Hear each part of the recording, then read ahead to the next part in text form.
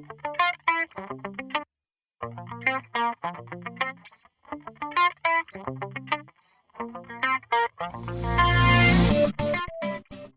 my name is Anthony Turner. I'm from the Small Business Institute, and today my guest is Judy O'Connell from the Australian Tax Office. Judy, thank you for some time and welcome to being on our interviews. It's great to be here. Thanks, Anthony.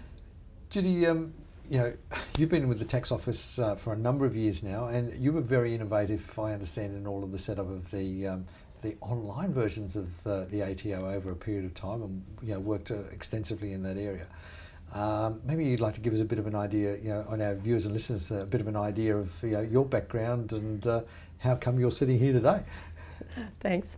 Yes, I've been with the Tax Office for a long time, and we've really evolved a lot, I guess, from, when I first started it was all paper-based, and we assessed every single tax return, to now, as you know, it's all self-assessment. And what we're trying to do now is actually to help people get it right so that they know exactly what they've got to do when they lodge their income tax and their BAS return. Right. So we've got a lot of digital services now. As we go more and more digital, we're evolving more and have a lot of online services. Yes. To the extent now that it's a whole of government, MyGov, where small businesses that are sole traders can log on and they can do a number of things across all government agencies. Fabulous. Judy, I'm going to be brave here, and I'm going to sort of put the elephant in the room, if I may, and that is that a lot of small business owners have a perception of the ATO, and it's not necessarily a very healthy one. And I'll put my hand up and I'll say I used to have that perception, but in my more recent dealings with the ATO, I've found a lot of changes are happening, which are very positive, I believe, which is one of the reasons why we've invited you along to the interview, because I'd like to really share that.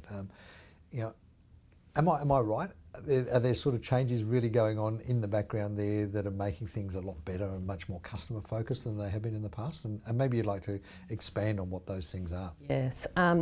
We a couple of years ago, we actually had a good hard look at ourselves, and we actually went out to a lot of small businesses and asked them what they would like from the tax office. And a lot of them said that they are fearful of the tax office, that they are scared to go to the tax office.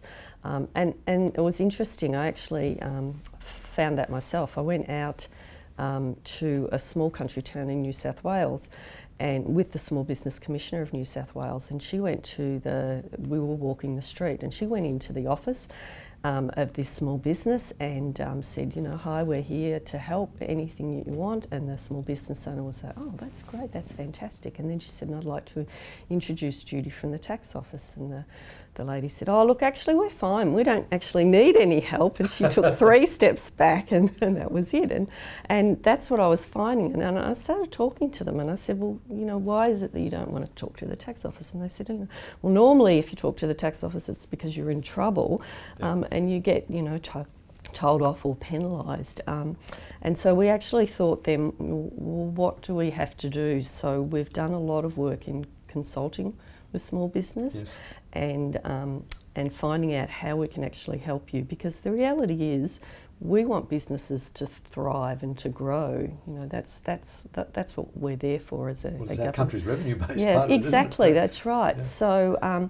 So what we want to do is try and get it right from the start from small business. So actually set small business up. I mean, everyone knows you have to pay tax, but how can we actually help you make it as painless as possible and as easy to do as possible? So we're starting to do a lot of work about getting it all set up on, as I said, online, so that you can go in. If you've got a record-keeping system that you can just flow through and then push a button and it'll come seamlessly into the tax office for that sort of thing. We've got an app now that actually so for businesses on the go, they said they wanted things, when they're on the go to be able to do. So there's an app and they can use it either on their iPad or their iPhone or whatever they're using to actually have a look at things. And we're starting with our website in about February. We've got Alex, who's our virtual assistant. Right. So you'll be able to go into Alex on the website and sort of say, how do I lodge my BAS, or how do I do this? And Alex will guide you through what you've actually got to do. So trying to do some sort of smart ways of actually being able to do the business.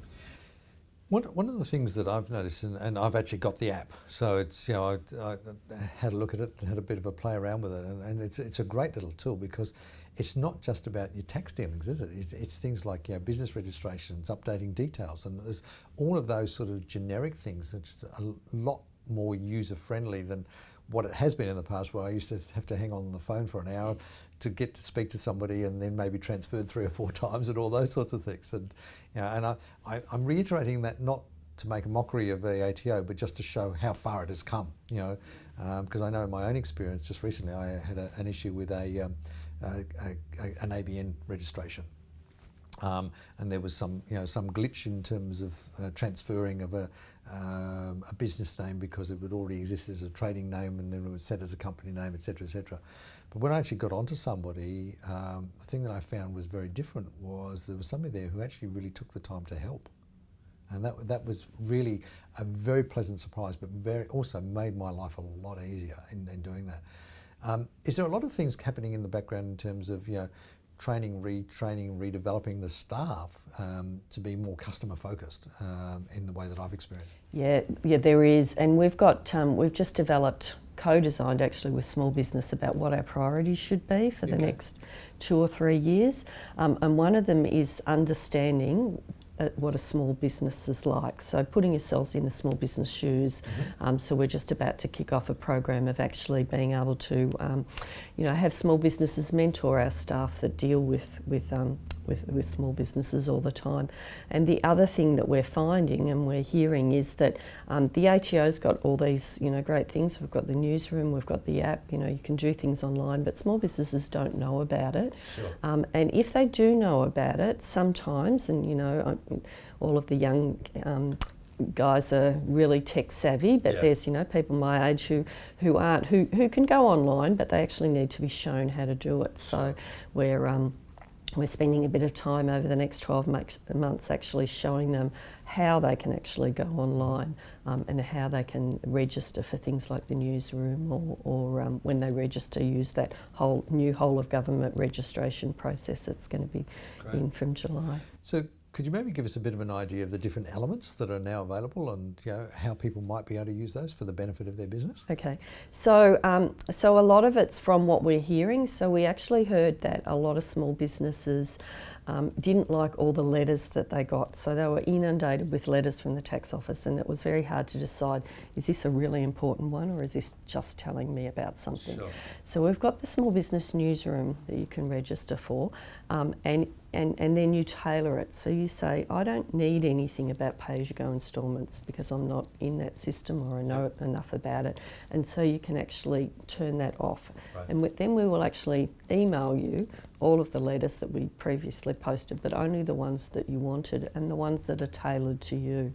And it's actually a place that gets updated with small business news all the time. So you can go on there and find out the latest things and what's happening all in one single place. And that's been really, really popular.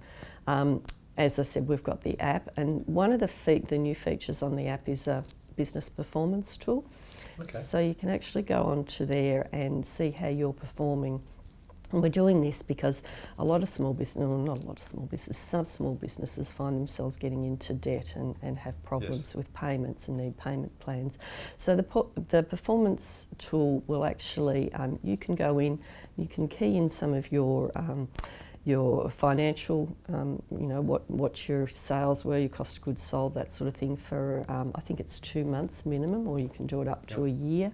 And then it will tell you how you're going financially, whether you're doing well. It will actually tell you how you're going in your industry compared to your peers. So this is like a comparison against the old benchmarking? Yes. Okay. Yeah. And then you can do it in another 2 months or 3 months, and it'll tell you how you've gone since last time you actually tried it. So sort of that sort of thing about trying to help you understand how you're performing in your business. And that information, I was talking to someone when we were user testing it, and they said, oh, well, I'd never put in the real information because I don't want the tax office to know that. Well, that was going to be my question, actually. We don't keep any of that information. It's just, well, we don't actually even get it. It's on your app, you plug it in, you play with it. We have no idea what's actually on there. So it's totally divorced from anything to do with the tax office. That's right. Yeah, beautiful. Because I can imagine that would be one of the concerns, as you heard, is that people are not sure that they want the tax office to have data, because the reality is with the taxation system is that the raw data that you might put in is going to be very different, and legitimately and legally quite different to what you might put in as a tax return. Exactly. Yeah, that's right. Yeah. So it's not about your tax return. It's about how you're performing. Yeah. Because and the other part is that a lot of people get into financial trouble and they wait till they haven't lodged their BAS, or they haven't lodged a couple of BASs, and then we come and contact you and find out why. What we'd prefer is, if you're having trouble in your business, to come and contact us early and say, look, I can't, I haven't had this person pay me for the last 2 months, I can't do my, and we'd say, well, lodge your BAS at least, and we'll organise a payment plan and that sort of thing. So to actually try and keep you on track, rather than a lot of people get into debt and then they get into more debt, and it's further down the track before they actually contact us. And that in itself is quite a turnaround for the tax office, isn't it? To actually have that sort of proactive understanding. Yes, exactly. Yeah. We'd wait till it came onto our books, 6 or 12 months later, and then be contacting you, whereas now we're trying to be a bit more proactive as well. Do you find that people are sort of accessing the ATO and the facilities a lot more openly these days now as a result of these changes? Yes, so those that we've talked to, and sort of now they actually, I think, it's actually a bit of a thrill for me, because if a small business says, thank you, that was great, and I really appreciate it, and actually now we're looking better, that's a much better experience. And I think once the small business owner has contacted us and has had that experience, then in the future they're much more open to be talking to us. Now, there's also a number of other initiatives that the ATO is using, and that is actually getting out into the business communities with advisors and seminars and things like that as well. Is that all part of this program of information and making the tax office much more accessible? Yes. So we're getting out there to, if there's any expos or conferences on, we're trying to get out. We're working with a lot of third parties, such as yourselves. It's really great to be able to sort of give you some. A lot of small businesses actually like not to talk to the tax office, but a third party that they're comfortable with dealing with, and if we can provide the information to you to relay to the small business, then that makes our job easier as well. So we're doing that sort of work. We're trying to get online material as well as face-to-face and webinars as well. So a whole range of information and training, I guess, in a way that it'll help a small business. Sure. So if you had to say something to the listening and our viewers and listeners and the public who are small business people in their own rights, what would you really like to say to them about the changes to the ATO and the relationship with them? I think I'd just like to reiterate that we're actually here to help and support small businesses, and that we'd like to, if you are having any problems, then please, do contact us, and really look up the website, see what new information and what new products that we have got out there, and use them to actually help you and run your business. Sure, and the website, of course, is ato.gov.au. That's right. Yeah, cool. All right, Judy, thank you very much for your time today. Thank you, it's great.